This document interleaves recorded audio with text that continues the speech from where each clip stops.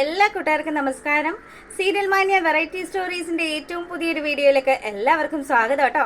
അപ്പൊ ഞാൻ എത്തിയിരിക്കുന്നത് കഥാനായിക സീരിയലിന്റെ ഇന്നത്തെ ആ ഒരു സൂപ്പർ ഹിറ്റ് കഥയൊക്കെ ആയിട്ടാണ്.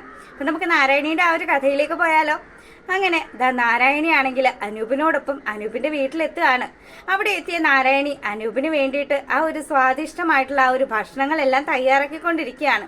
അപ്പൊ ആ ഒരു സമയത്തേക്കാണ് അവള് കാണാനായിട്ട് ആഗ്രഹിച്ച ആ ഒരു മനുഷ്യൻ അങ്ങോട്ട് കടന്നു വരുന്നത്. മറ്റാരുമല്ല, നമ്മുടെ ബാലഗോപാലൻ തന്നെയാണ്. ബാലഗോപാലൻ വന്ന പാടെ തന്നെ നാരായണിയെ ഒളിപ്പിക്കുകയാണ് അനൂപ്. അപ്പം വീട്ടിൽ നിന്നും അസാധ്യമായിട്ടുള്ള ആ ഒരു കറികളുടെ മണമൊക്കെ അടിച്ചു കഴിഞ്ഞപ്പം നമ്മുടെ ബാലഗോപാലൻ ഓൾറെഡി ഒരു കൊതിയനാണ്. അപ്പൊ പുള്ളിക്കാരന് സഹിക്കാൻ പറ്റുന്നില്ല കേട്ടോ.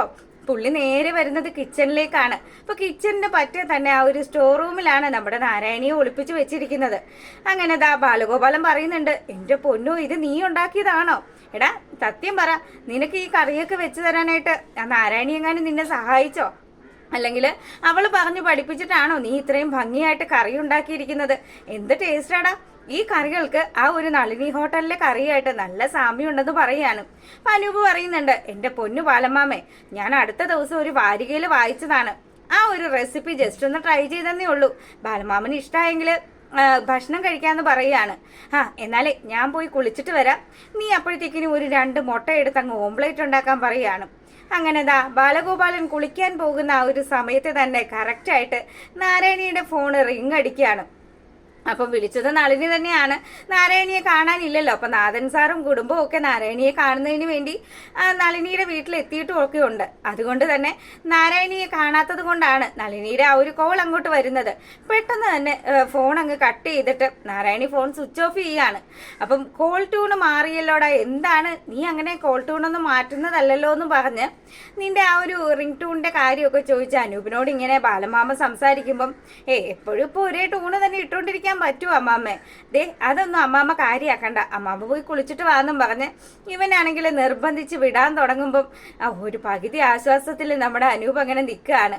അപ്പൊ അമ്മാവനാണെങ്കിൽ ചെന്ന പാടെ തന്നെ ഇനിയിപ്പൊ എന്തെങ്കിലും തിന്നിട്ടാകാം കുളി എന്നും പറഞ്ഞ് ഒരു കുപ്പിയൊക്കെ എടുത്ത് അങ്ങ് പൊട്ടിച്ച് അനൂപിനോട് പറയാണ്, നീ പെട്ടെന്ന് തന്നെ ഓംപ്ലേറ്റ് ഉണ്ടാക്ക്, ഞാൻ അവിടെ ഭക്ഷണമൊക്കെ എടുത്ത് വെക്കാന്നും പറഞ്ഞ് പുള്ളിക്കാരൻ തന്നെ ധൃതിയിൽ എല്ലാ സാധനങ്ങളും ആ ഒരു മേശപ്പുറത്ത് നിരത്തുകയാണ്.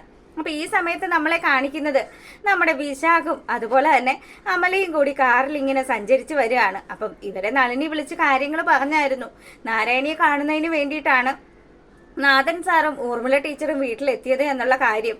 അതുകൊണ്ട് തന്നെ ഞങ്ങൾ ഇപ്പൊ തന്നെ വരാം അമ്മയെന്നും പറഞ്ഞ് അങ്ങനെ ഫോൺ കട്ട് ചെയ്യുമ്പോഴത്തേക്കിനും, അല്ല വിശാഖേട്ടാ, പോകുന്നത് റീനയല്ലേ? റീനയോടൊപ്പം ആണല്ലോ നാരായണി പോയത് എന്നാണല്ലോ അമ്മ പറഞ്ഞത്. അങ്ങനെയാണെങ്കിൽ ഇപ്പൊ നാരായണിയെ റീനയോടൊപ്പം കാണുന്നില്ലല്ലോ.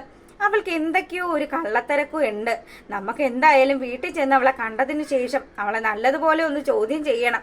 എന്തോ ഉടായ്പൊക്കെ കാണിച്ചുകൊണ്ടാണ് നാരായണി നടക്കുന്നത് എന്ന് നല്ല സംശയമുള്ള അമലയാണെങ്കിലോ വീട്ടിൽ ചെന്നിട്ട് വേണം അവളെ ശരിപ്പെടുത്തണമെന്നുള്ള കാര്യമൊക്കെ ഇങ്ങനെ ആലോചിക്കുകയാണ്. അങ്ങനെ ഇപ്പം നമ്മളെ നളിനിയെ കാണിക്കുകയാണ്. നളിനിയാണെങ്കിൽ നാരായണിയെ തുടരെ വിളിക്കുകയാണ്. വിളിച്ചിട്ടും നാരായണിയുടെ ഫോണാണെങ്കിൽ സ്വിച്ച് ഓഫ് ആണ്. അങ്ങനെ നളിനി അമ്പോറ്റി മാമയെ വിളിക്കുകയാണ്. ഇനി ഈ തെറിച്ച പെണ്ണെങ്ങാനും ആ ഹോട്ടലിലെങ്ങാനും പോയി നിൽക്കുന്നുണ്ടോന്ന് അറിയണമല്ലോ. തന്റെ ആ ഒരു ബന്ധുക്കാരാണല്ലോ വന്നിരിക്കുന്നത്. അപ്പം അവരുടെ മുന്നിൽ ഒരു കാരണവശാലും നാണം കിടാൻ പറ്റത്തില്ലല്ലോ. അതുകൊണ്ട് തന്നെ പപ്പന്റെ ചായക്കടയിലേക്ക് നളിനി വിളിക്കുകയാണ്. അപ്പൊ പപ്പൻ ഫോൺ എടുത്തതും, നിങ്ങളുടെ ആ ഒരു പുന്നാര മോള് അവിടെ അങ്ങ് എത്തിയായിരുന്നു എന്ന് ചോദിക്കുകയാണ്. ആരുടെ കാര്യമാണ് നീ പറയുന്നത്? പുന്നാര മോളെന്ന് പറഞ്ഞിട്ട് നിങ്ങൾക്ക് മനസ്സിലായില്ലേ? നിങ്ങളുടെ നാരായണിയുടെ കാര്യം തന്നെയാണ്. നാരായണി മോൾ ഇവിടെ വന്നിട്ടില്ലല്ലോ. നാരായണി മോള് റീനയോടൊപ്പം എവിടെയോ പോകുന്നു എന്നാണ് പറഞ്ഞിരുന്നത്. അതുകൊണ്ട് അവൾ ഇവിടെ വന്നിട്ടില്ല എന്ന് പറയാണ്. അവള് റീനയോടൊപ്പമാണ് പോയതെന്ന് നിങ്ങൾക്ക് നല്ല നിശ്ചയമുണ്ടോ എന്ന് ചോദിക്കുകയാണ്. അവളുടെ അമ്മാവ് പോയതുപോലെ വേറെ ആരുടെങ്കിലും കൂടെ എങ്ങാനും പോയതാണോ എന്നുള്ള സംശയത്തില് നളിനി ഇങ്ങനെ ഓരോ കുത്തുവാക്കുകളും പപ്പനോട് പറയുമ്പം പപ്പൻ പറയുന്നുണ്ട്, എന്റെ മോൾ അത്തരക്കാരിയൊന്നും അല്ല, അതുകൊണ്ട് നീ നിന്റെ പാട് നോക്കെന്ന് പറയാണ്. അങ്ങനെ കോള് കട്ട് ചെയ്തതും പപ്പൻ ഇരുന്ന് ചിന്തിക്കുകയാണ്, ചേടാ നാരായണി ശരിക്കും റീനയോടൊപ്പം ആണല്ലോ പോയത്, പിന്നെ ഇവളിതെന്തിനാ ഇങ്ങനെ കിടന്ന് കയറ് പൊട്ടിക്കുന്നത്? അങ്ങനെ നാരായണിയെ ഫോൺ ചെയ്യാണ് പപ്പൻ വിളിച്ചിട്ടും നാരായണിയുടെ ഫോണാണെങ്കിൽ ഔട്ട് ഓഫ് കവറേജ് ആണ്. അതുകൊണ്ട് തന്നെ ഈശ്വര, കള്ളത്തരമൊന്നും പറയാത്ത കുട്ടിയായിരുന്നു. ഇനിയിപ്പോൾ എന്തെങ്കിലും പ്രശ്നമുണ്ടോ, അവളുടെ മനസ്സിൽ എന്താണെന്നുള്ളത് ഈ ഒരു ദേവി കയറിയതിന് ശേഷം നാരായണിയിൽ നല്ല മാറ്റങ്ങളുണ്ട് എന്നുള്ള കാര്യമൊക്കെ നമ്മുടെ പപ്പൻ ഇങ്ങനെ ഇരുന്ന് ആലോചിക്കുകയാണ്. അപ്പോൾ ഈ സമയത്താണെങ്കിലോ ബാലഗോപാലൻ ദാ വന്നിരുന്നു. ആ ഒരു ഡ്രിങ്ക്സും കാര്യങ്ങളും ഒക്കെ കുടിച്ചുകൊണ്ട് നാരായണിയെ കുറിച്ചിട്ടുള്ള കുറ്റമൊക്കെ പറയുകയാണ്. ആ വിവരം കെട്ടവൻ വളർത്തിയ കൊച്ചാണല്ലോ നാരായണി. അതുകൊണ്ട് തന്നെ നാരായണിക്ക് ആ രീതിയിലുള്ള സ്വഭാവമൊക്കെ കാണും. അതുകൊണ്ട് അനൂപേ, നീ അവളുടെ പിന്നാലെ നടക്കുമൊന്നും വേണ്ട. നീ നടന്നു കഴിഞ്ഞാൽ ഇനി ഏറ്റവും അധികം നിന്നെ അതിൽ തടയുന്നത് ഈ മാമ തന്നെ ആയിരിക്കും. അമ്മാവൻ വിചാരിച്ചു കഴിഞ്ഞാൽ നിന്റെ കല്യാണമൊക്കെ മുടക്കാൻ സാധിക്കും എന്നുള്ള കാര്യമൊക്കെ ഇങ്ങനെ പറയുമ്പം എൻ്റെ പൊന്നും ബാലമാമയുടെ കാര്യം നോക്ക്, ഞാൻ ഇനി ആരുടെയും പുറകെ ഒന്നും നടക്കുന്നില്ല എന്നും പറഞ്ഞ് അനൂപാണെങ്കിൽ ആ ഒരു വിഷയം അങ്ങ് മാറ്റുകയാണ്. അപ്പം നാരായണിക്കാണെങ്കിൽ ഇതാ എലി മറ്റേ കെണിയിൽ പെട്ടതുപോലെ തന്നെ നാരായണി അവിടെ ഇങ്ങനെ നിൽക്കുകയാണ്. അകത്തോട്ടും പോകാൻ പറ്റുന്നില്ല, പുറത്തോട്ടും പോകാൻ പറ്റുന്നില്ല. ഇവരാണെങ്കിൽ ഭക്ഷണം കഴിക്കുന്നതിന് പറ്റേ തന്നെയാണ് നാരായണി ഉള്ളത്.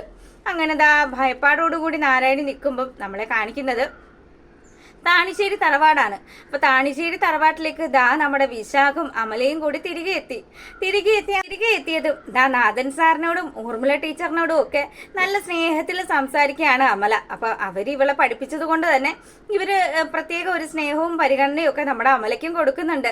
അങ്ങനെ അമല സംസാരിക്കുമ്പോഴത്തേക്കിനും മോളെ, ഞങ്ങൾ വന്നത് നാരായണിയെ കാണാനാണ്. നാരായണിയും അനൂപും തമ്മിലുള്ള ആ ഒരു കല്യാണം നടക്കണം. അതുമാത്രമല്ല, നാരായണി മോളുണ്ടല്ലോ എൻ്റെ ഏറ്റവും അടുത്ത സുഹൃത്തിന്റെ മകളാണ്.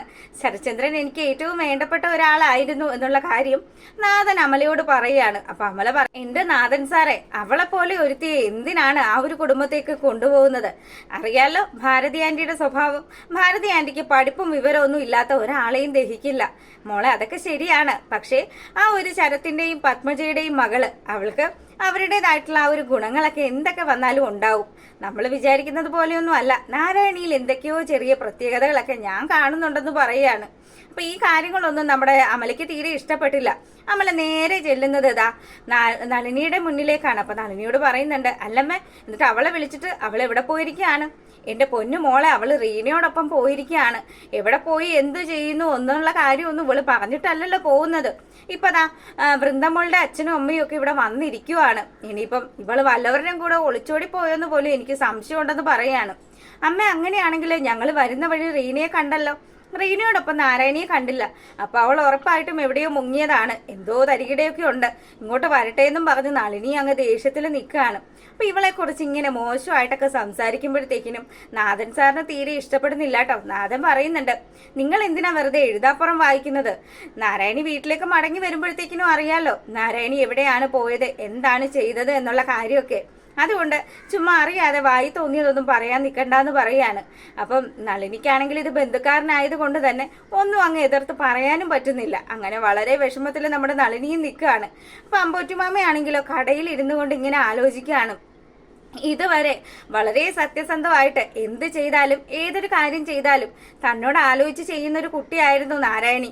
അപ്പം നളിനി വിളിച്ചു പറഞ്ഞതനുസരിച്ച് നാരായണി ദാ റീനയോടൊപ്പം അല്ല പോയിരിക്കുന്നത് എന്നുള്ള ആ ഒരു സത്യം അത് പപ്പ മനസ്സിലാക്കുകയാണ്. അപ്പൊ തന്റെ മോള് തന്നോട് കള്ളത്തരം പറയാൻ തുടങ്ങിയിരിക്കുന്നു എന്നുള്ള ആ ഒരു സങ്കടകരമായ കാര്യം ഇങ്ങനെ ആലോചിച്ചിരിക്കുന്ന പപ്പനെ കാണിച്ചുകൊണ്ടാണ് നമ്മുടെ ഇന്നത്തെ കഥ അവസാനിക്കുന്നത്. എന്തായാലും നാരായണി അവിടുന്ന് പതിയെ എസ്കേപ്പ് ആവുകയൊക്കെ ചെയ്യും. അപ്പം അതൊക്കെ അടുത്ത ദിവസത്തെ വിശേഷത്തിൽ വരുന്നുണ്ട്. അപ്പം എല്ലാ കൂട്ടുകാർക്കും നല്ലൊരു ദിവസം ആശംസിച്ചുകൊണ്ട് വീഡിയോ വൈൻഡപ്പ് ചെയ്യാണ്. താങ്ക്